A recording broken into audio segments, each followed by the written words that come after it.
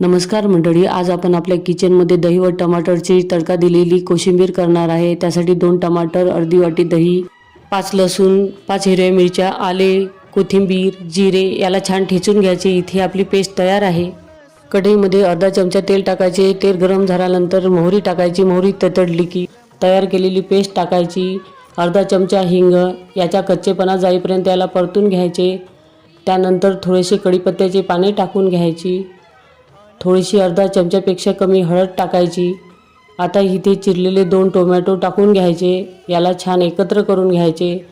त्यानंतर चवीनुसार अर्धा चमचा मीठ आणि अर्धा चमचा साखर इथे आपल्याला घालून घ्यायचे आहे। हे छान एकत्र करायचे। तर टमाटर आपल्याला इथे अदरकच्चेच ठेवायचे, त्यामुळे 1 मिनिट शिजून घ्यायचे।